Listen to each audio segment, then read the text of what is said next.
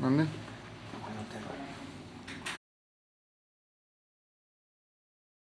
El factor 5 Leiden.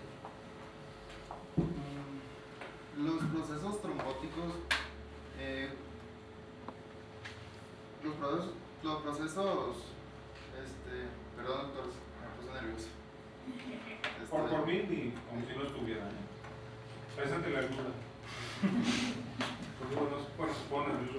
Okay, bueno. Perdón. Los procesos biológicos juegan un papel fundamental en la etiopatogenia de múltiples enfermedades. Existen factores biológicos, genéticos y adquiridos que han demostrado la existencia de la trombofilia. En relación a los hereditarios, existen varios polimorfismos implicados que han demostrado una clara asociación en el aumento de riesgo de presentar una trombosis. Factor 5 Leiden es un factor de riesgo frecuentemente asociado a trombosis. Primeramente, ¿qué es factor 5?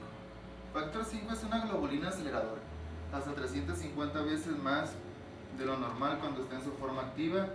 Es una proteína de 300 kilodalton de una sola cadena, circula en sangre en una concentración de 10 nanogramos sobre litro aproximadamente. Se sintetiza en el hígado, en los hepatocitos.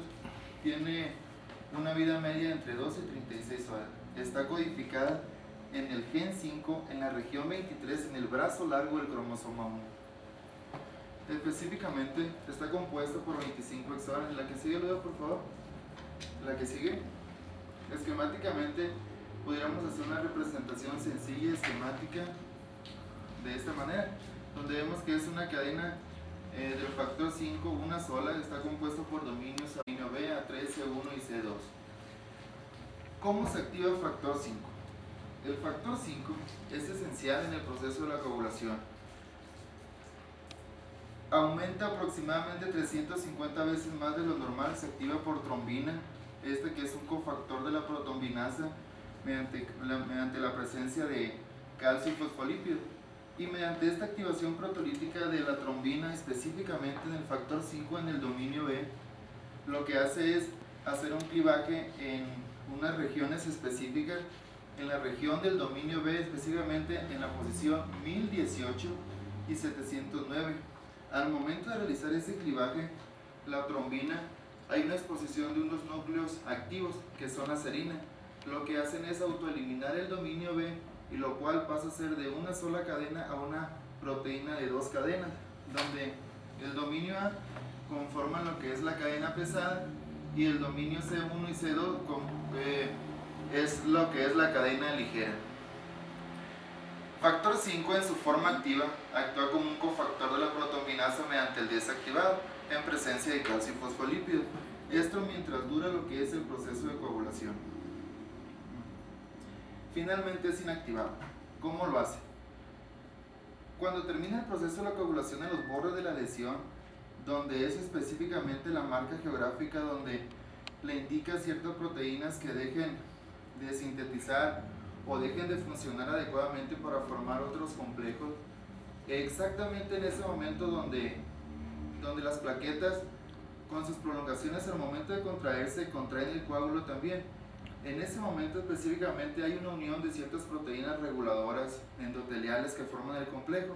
En este caso forman el complejo lo que es trombina, trombomodulina, que estas a su vez activan a proteína C, que a su vez activan a proteína S, que es un cofactor de proteína C, y estas, mediante la presencia de calcio y fosfolípidos, y que además en su superficie contienen la presencia de carboxiglutamatos que son dependientes de vitamina K, lo que hacen es realizar un clivaje en el dominio A de la cadena pesada del factor 5, y específicamente lo hacen en 3 puntos secuenciales donde se encuentra arginina. Primeramente hace la activación proteolítica en la posición 506, seguido, por favor, seguido de la posición 306 arginina, seguido de la posición 679 arginina, y al momento de realizar este clivaje produce una degradación proteolítica del factor 5, que a su vez también se degrada, hay una degradación del factor 8.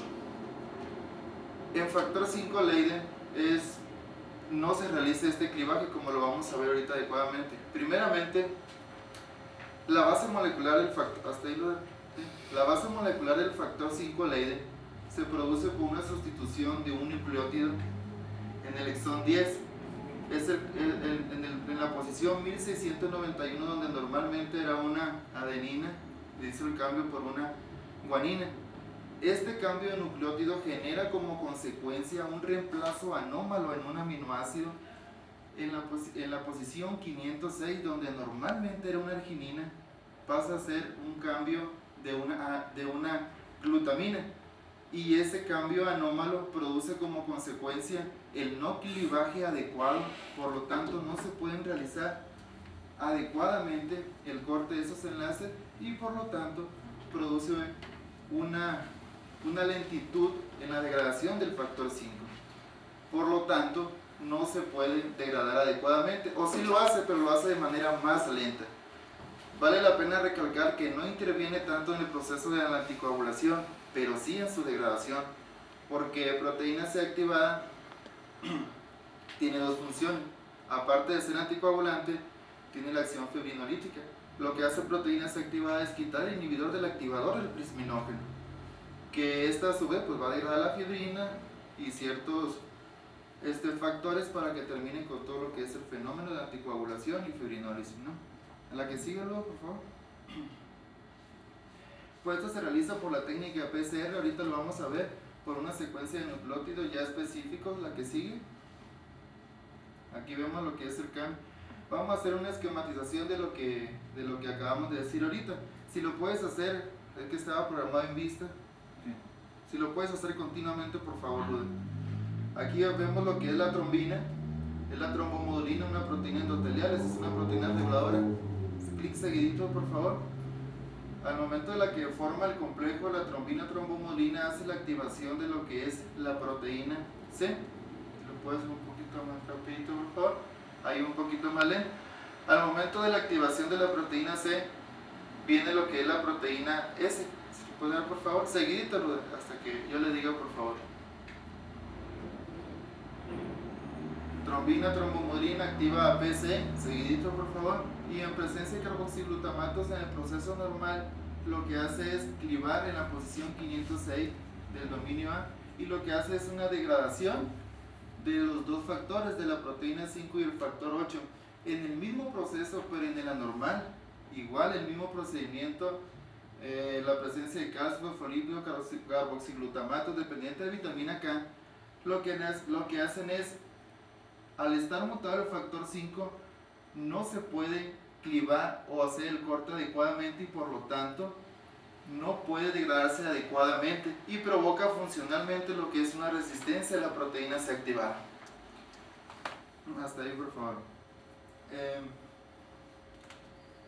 El otro proceso del cual hablamos de lo que afecta en el proceso de la trombosis es de que proteína C activada, aparte de lo que hace el proceso de la anticoagulación, no produce o no quita el inhibidor adecuadamente de lo que es el plasminógeno, y por lo tanto no puede degradarlo adecuadamente. Vamos a hacer una animación, por favor, Luda.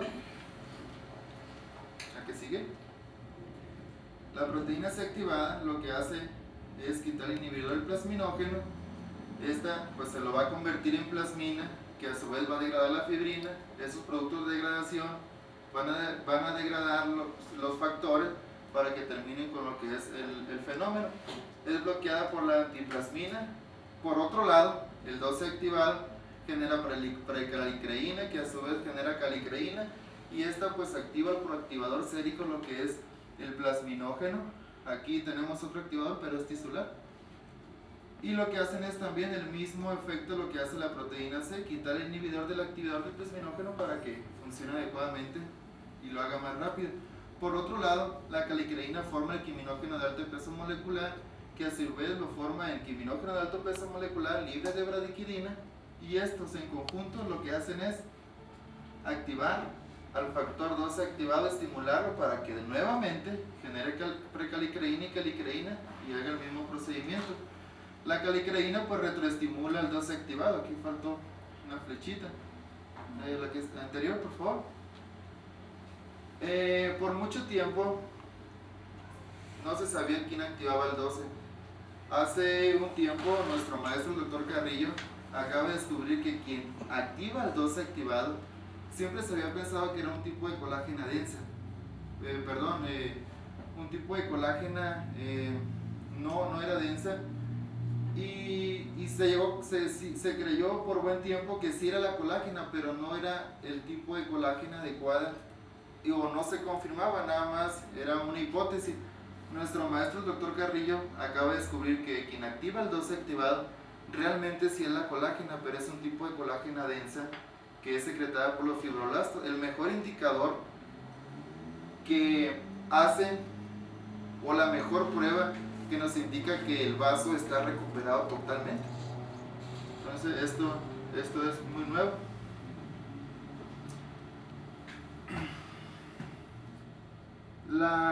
El test inicial para llegar a sospechar de una posible resistencia de la proteína C activada puede ser una prueba que hacemos casi normalmente todos de rutina, lo que es el test inicial de lo que es el TTP, y esto pues mediante hay la sospecha de un cuadro clínico de un paciente que paroxísticamente tiene un cuadro de trombosis y al momento de hacer una prolongación en el tiempo de TTP, bueno, pues es el mejor indicativo de que puede existir la mutación.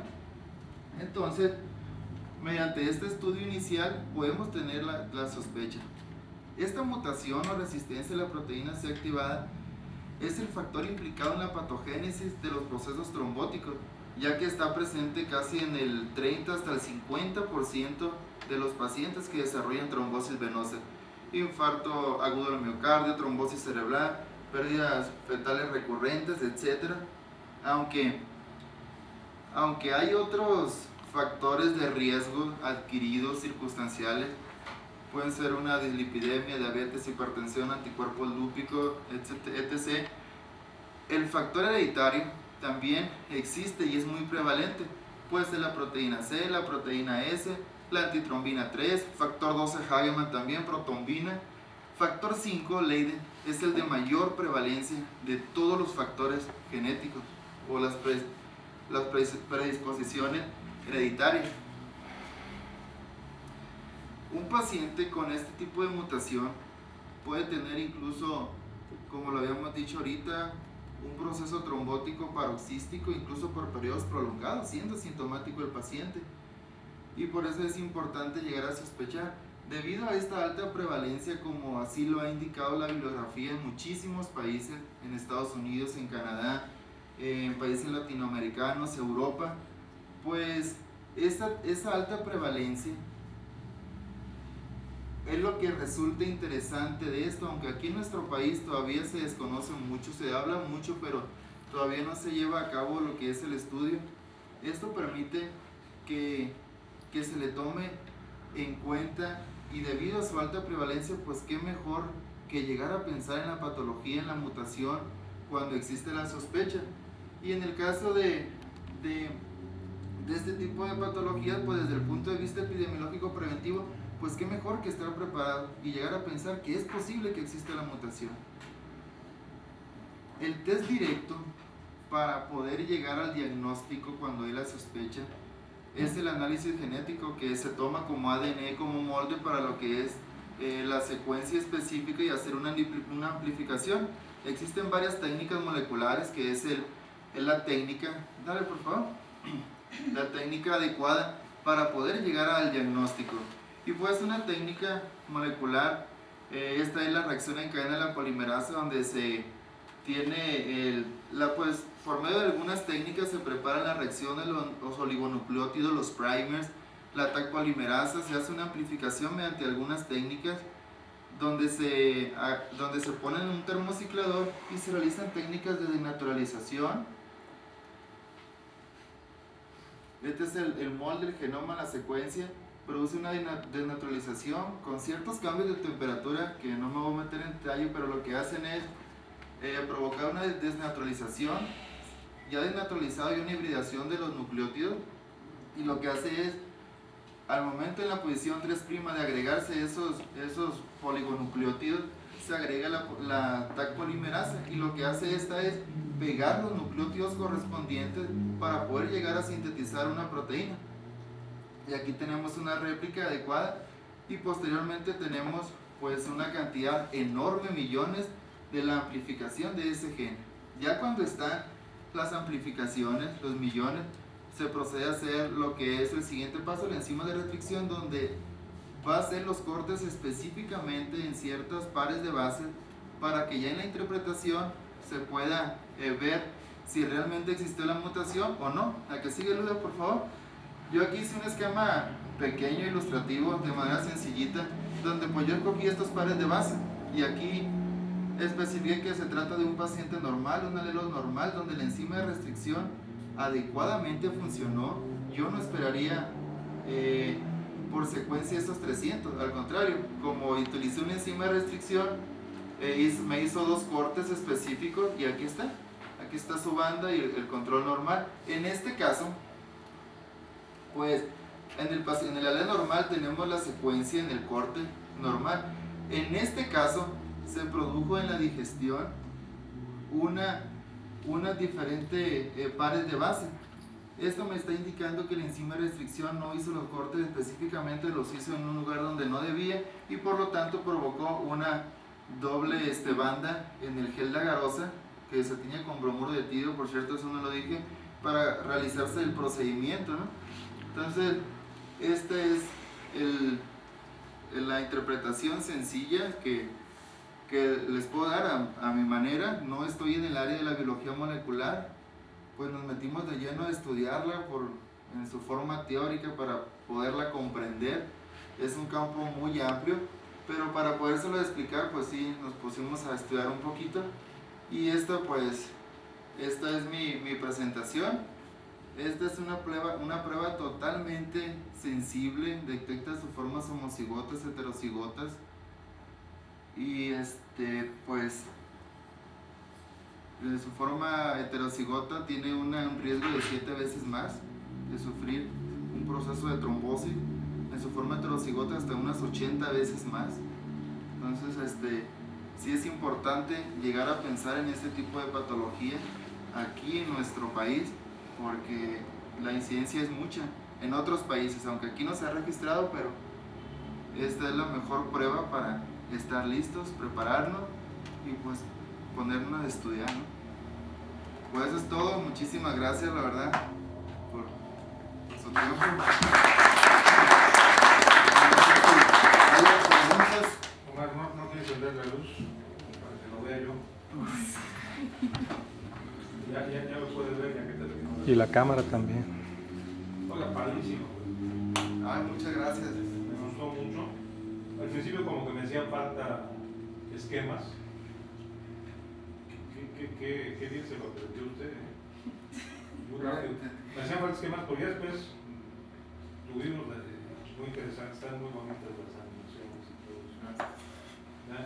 Quizá en la primera parte yo lo que hubiera hecho es hablar un poco más de dónde intervenía el factor 5 en la coagulación y todo esto con un esquema. Siempre es bueno, si fue usted cuando está hablando con algún esquema de algo, hacerlo. Y al final nos puso unas animaciones muy claras que me parece muy bien. Este es el ejemplo de un buen trabajo, cómo se debe presentar un tema muy específico. Solamente una cosa con la que no estoy de acuerdo: dice que en México nadie hace factor Leiden. Sí, mi buen amigo Guillermo Ruiz Argüelles, en Laboratorios Clínicos de Puebla, ellos hacen el estudio de resistencia a la proteína C y hacen el estudio molecular.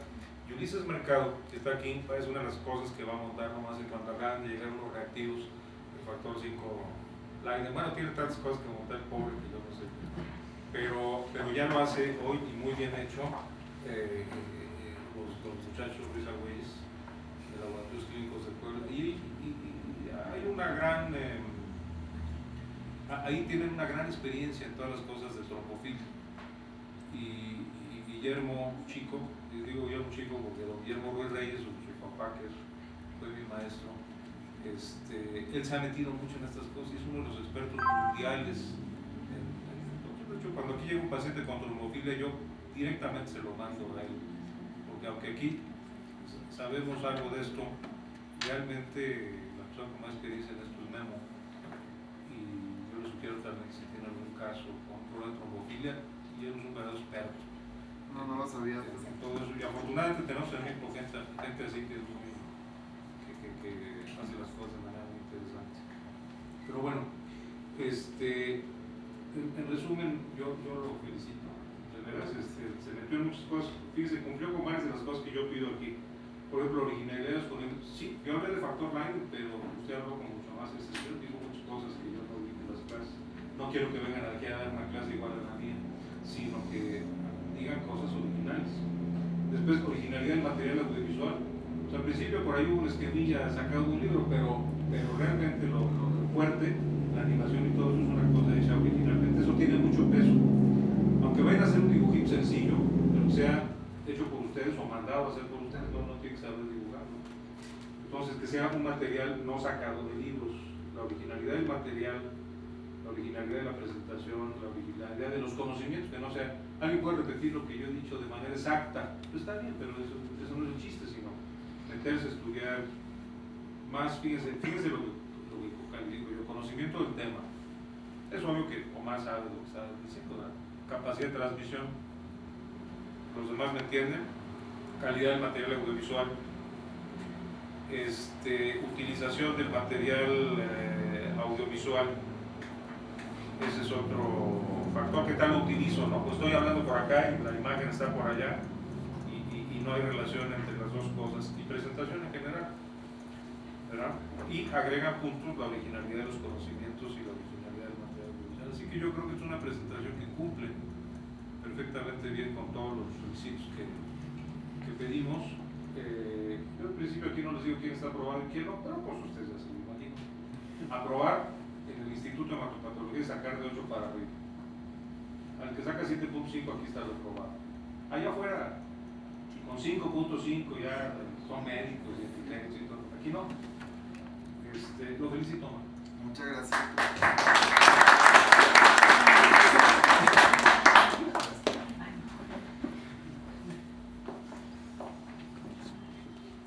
¿Quién sabe si se grabó?